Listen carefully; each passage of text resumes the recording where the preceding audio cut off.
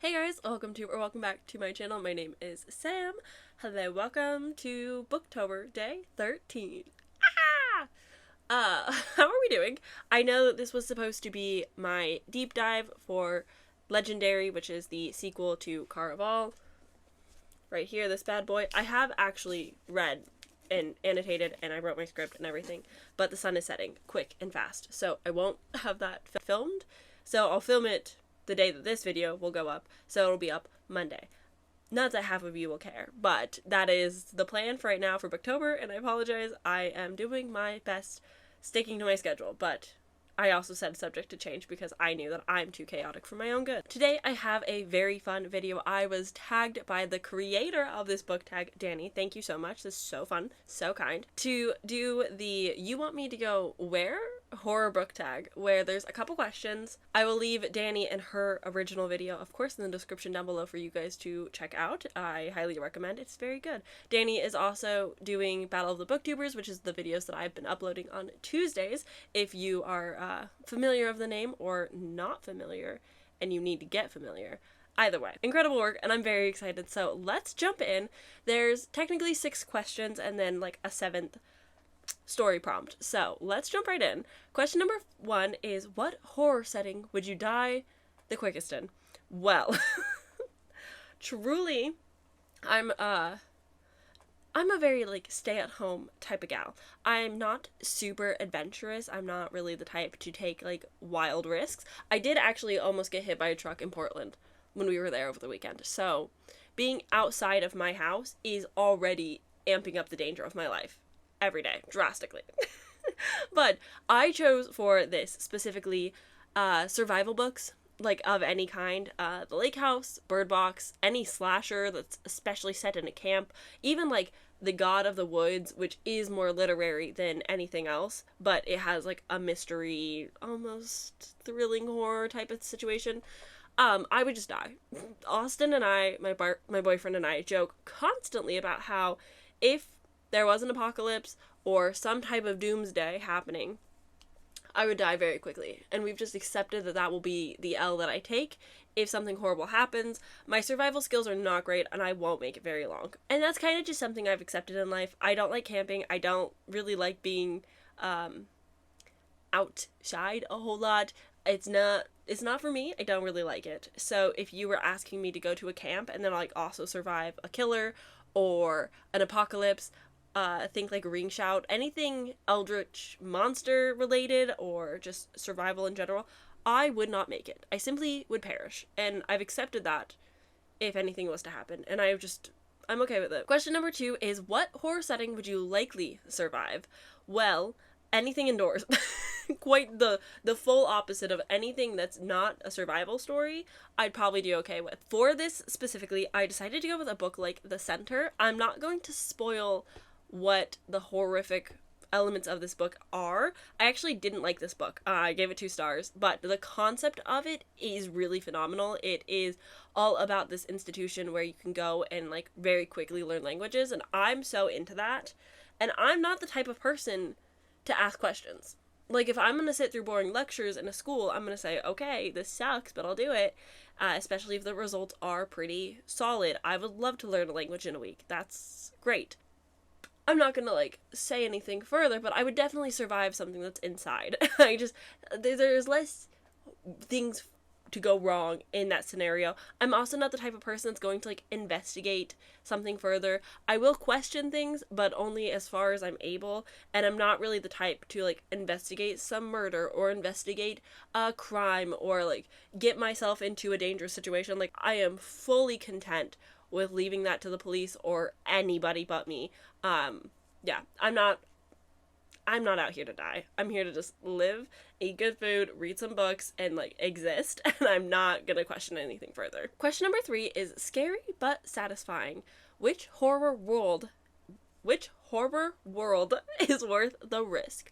Honestly, a lot of like Portal books, the one that really came to mind for me was The Babysitter Lives by Stephen Graham Jones, which I think is an audio book exclusive, which is a little weird. It's a novella. I read it a year ago, I think, and I honestly don't remember a whole lot. It didn't like wow me. It wasn't my favorite book ever, but it is all about a babysitter in this house, and like portals open up, and like the things are just shifting, and you're always like, you go into the washer machine and you end up upstairs. Like, it just, things like that, so cool. I would love to explore a weird house. It's kind of like giving like stupid YouTube videos of like, I made a secret McDonald's in my house, like those type of dumb videos that kids love nowadays. I would be cool with like a house like that, like exploring a house where there's portals and you can end up in different spaces and time travel, and like being in two places at once because you're going through like the washing machine. I think that's really cool. I think that'd be really fun to explore, and I think that that is a very like unique experience to have, and I'd be so down for portals. I'd be okay with that for the most part. We'd have to like figure out a locking system so people don't just like show up in your house, but I think we could figure it out. Another that I would be like pretty down in the horror world to experience would be something like haunted houses. Those they kind of exist, just eerie gothic places, but specifically Diavola. Give me an Italian gothic haunted house.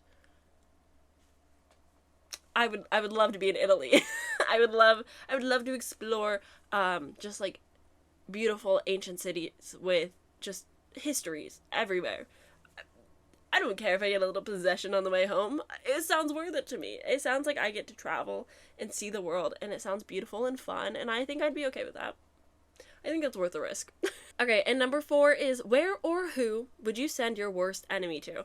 Danny had the right idea with saying the har, but to be a little bit different, even though I do recommend the har, and if I had an enemy, I would deliver them to a monster, absolutely. The place that I would think to send someone is The Hollow Places by T. Kingfisher.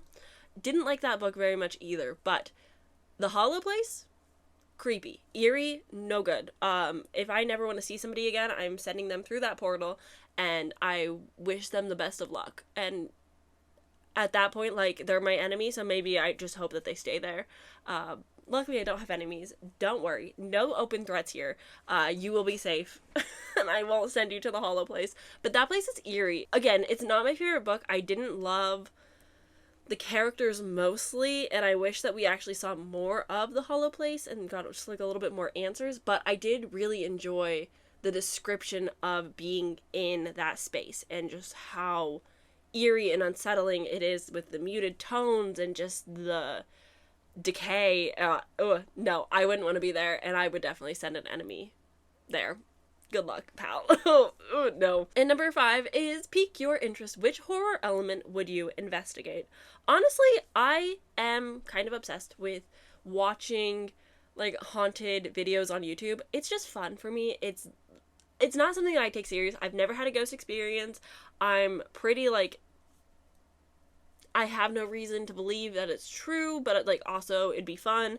I think that haunting shows and videos were fun. I remember growing up, I remember when I was growing up, if I woke up at like 2 in the morning, 3 in the morning, because I couldn't sleep or whatever, I remember like turning on like the Discovery Channel or the History Channel, and it would always be some type of ghost story type of show, and I would just watch those at 3 in the morning when I couldn't sleep. Like, what am I doing? I don't know. So as much as I don't necessarily believe in the supernatural of like ghosts and hauntings, possessions, anything of that sort, I would absolutely go and try it. I would absolutely go to a haunted location and try to do a ghost investigation and see what's up and see if there's something paranormal going on. Just mostly because it's a lot of fun entertainment to watch, in my opinion. I think that it's fun seeing people scare themselves, and it's the same thrill of like watching a horror movie. It's experiencing it. And yeah, I think it'd be fun. I think it'd be fun to explore haunting. I'm supposed to be relating these to books, so the book that I'm choosing for this is The Haunting of Elkwood, because it is just, it's fascinating. It's such a good book. It was incredible. I love the characters. I loved the story being told. It is absolutely incredible. Highly, highly recommend. But in this, we have like the neighborhood of Elkwood, which is just this strip, this one little street, and nobody can get in except for these 3 girls who left when they were young adults. but they're the only ones that are able to get in. And it's like a weird supernatural phenomenon. Nobody knows what's going on, but the main character returns to this spot where her family is on a repeating loop, and there's this girl who might be more conscious than everybody else. It's just like a strange story, but it's so fantastic. Another book that I would love to investigate is Mr. Magic by Kiersten White. I know that Kiersten White is a hit or miss author for people, but she's an author that really works for me. I enjoyed Hyde. I enjoyed Mr. Magic. I think those are the only two that I've read. Mr. Magic has such a unique story, and I understand that, like, it's not perfect. There's a lot of slow moving parts that aren't as captivating in it, but the premise of a children's show, and again, like the whole like portal dimension thing, like having an other place, having a questionable potential supernatural being, having just like this weird phenomenon is so fascinating to me. I would love something like Mr. Magic. Oh my god, I'd milk the hell out of that. I would become so rich investigating that. It would be so fun. It'd be so good. So yeah. Okay, moving on to the last question, number 6, which is nope. Which horror element do you want nothing to do with? I have a few options. I have clowns and mascots. I don't do things dressed up. I don't know why. I don't know what trauma I have from my childhood that I've completely repressed. But hi, my name is Sam. I had a very undiagnosed, no words for anxiety as a child, and so I never understood like what panic attacks were or like the feeling of anxiety. But I remember going to Disneyland when I was like 6, and I was terrified of all of the things. I think there was like maybe 2 photos of me next to a mascot that wasn't a princess. Freaks me out, man. I don't do things dressed up in mascots. I don't do dolls. I don't do any of it. I had a friend in elementary school whose grandma had like not like a full upstairs. It was like 4 steps. It's like a half upstairs, and it was just a room full of dolls. No, absolutely not. Clowns, don't do them. My dad was a like bull rider, rodeos, clowns. I'm not. Don't do it. Anything like Clown in the Cornfield, that series is creepy. It's already a slasher. I had already not survived, but like you throw a clown into the mix chasing me, no, I don't want that. A book like How to Sell a Haunted House, it's not a true haunted house story, and if you've read it, you know, but the actual haunting in it, terrifying. I hate that. No, I hated that so much. It's a very good book. I really enjoyed it. It's one of the few books that like creeped me out, made me a little bit uncomfortable. Did not like that. No. And then the other big thing that I'm so against would be spiders. Lord of the Rings has those giant spiders in the forest. No, I don't do spiders. I don't like them. They freak me out. The creepy crawly of the legs. No, I'm fine with them existing around me, but if it comes near me, moves in front of me, I'm having a bad time. I don't like spiders. Lord of the Rings really fucks me up with that. Like, no. That's just criminal behavior. I don't like it. So, no, those are things that I don't want anything to do with. Keep them away from me. And now, the final part of this video is creating my own nightmare. So through this, we'll be going through the setting, a subgenre, scare factor, a main character, a spooky companion, a conflict, and a special edition, something that is important to my story. Well, okay. There's many directions that we could go. Things that scare me in movies are often like haunted house stuff, ghosty things scare me a lot, real life horror of like a home invasion or a cult. Those are things that can scare me, but less so. So I think we're gonna go with a haunting, because my favorite movies in the horror genre would probably be like the Insidious franchise. That little red demon thing, so scary. So I would probably do some type of haunted setting, whether it be a haunted forest or a haunted house, a haunted town, city, whatever. Just something spooky, eerie, a weird phenomenon. Something isn't quite right, but you can't really tell what. Just like the thought of like going mad, like it's in your head and not actually happening, also freaks me out. The subgenre would totally be fantasy horror. That is my favorite genre of book.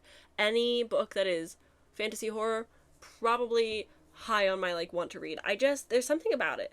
I think it's just like the mix of my two favorite genres blending so beautifully together. Just having a little bit more oomph to a horror book when you have more fantastical elements. Oh, I eat it up. Ghosties, monsters, vampires, whatever it be. I also think that a big part of horror has to be the like social commentary. Like there's always something a little bit deeper going on with a story. So I think for my scare factor, it would probably be a ghost, or it's hard. It could either be like an actual ghost, like a real true possession, or it could be just things happening around, whether it be real person or myself, that make me feel as if I'm going mad, as if I'm losing grips of my own sanity, like I've lost control of myself and things around me, but also just like the thought of like a true paranormal spooking haunt, some type of demon in the basement. There was like a satanic panic sort of situation. So scary. Oh, so scary. No, I don't like it. As for a main character, I don't know. Honestly, I don't get along with old people very well, and I know that sounds weird, but old people just like make me realize that, you know, life does end and death is inevitable and aging is inevitable, and I don't like the thought of aging. So that's my own personal trauma to unpack. Not on you, but from the heart, Muriel, I think she would be a badass in any situation. She'd probably get me through just about anything. She'd be like, girl, we got this. Don't you worry. Realistically, a character with powers or a vampire would be very beneficial. I think it'd be very cool to be friends with a vampire or somebody that has magic that can protect me and make me feel safe, even in a very scary, uncomfortable place. But I also have to get along with them. And, like, that's the hard part. Like, I don't know what characters I would like enough. The characters that I would want would be, like, a true like ragtag friend group that kind of come together because they're forced upon it in a weird situation. I don't know. This one's hard. I don't have like a strong connection and tie to characters that like make me think about them for very long. As for a spooky companion, realistically, my spooky companion would probably be like my dog for comfort, for safety. My main character would probably be my partner because safety and numbers, but a spooky companion from like a book. I'm trying to think if there's like animal companions and stories that I really care for that aren't like a dragon because that doesn't feel like it fits the genre whatsoever. But maybe something like from my dearest darling. Is that what it's called? My darling, my dearest darling? Where she has like a pet ghost companion. I would be down for something like that. Like have a supernatural friend on the other side that can like talk to me and keep me safe and guide me a little bit. That I'd be into. As for the conflict, like I've mentioned, the conflict could either be that I'm going mad, that I'm going insane, that I'm losing control of my sanity, which is terrifying for me, or it's just like a true haunting. Like a ghost is mad that I'm in their space and they're trying to kick me out. Both would be very terrifying. I would want this to be in first person because I prefer first person. It really makes me feel like I'm in the same situation, that I'm with the characters, that I'm experiencing it more when I'm able to get in their headspace and figure out like what they're trying to think. Kind of thinking something like A Haunting on Hill House by Shirley Jackson. Something along those lines of like, you've got a cast of characters coming together. Very, what is it called? The Death of Jane Lawrence. You've got, or even like The Writing Retreat. A group of people coming together in a spooky manner. Seances. Oh, I'm more just writing my favorite books. What would be my personal nightmare? I don't know. It'd be straight horror with potentially fantasy. It'd probably have spiders, and I would probably have my cat and hope that my cat could eat the spider. I don't know. I'm not very good at this. It's one of those things where like I would want to write something in like the horror genre that I would want to read and not absolutely terrify myself with. But that would probably be my really bad choose my own nightmare. So for somebody who pretends that they want to be a writer, not very good. But at the same time, I don't write horror, so that's probably why. So yeah, I guess that's it. I guess that will be the end. I'm disappointed in myself. My own writing, storytelling skills are not fantastic right now, But yeah, I just can't think of anything big, but probably because I haven't been reading much horror lately, and I haven't seen a horror movie in like 2 years. I should get on that. I should consume more horror. That's what I'm learning from this fun little tag video.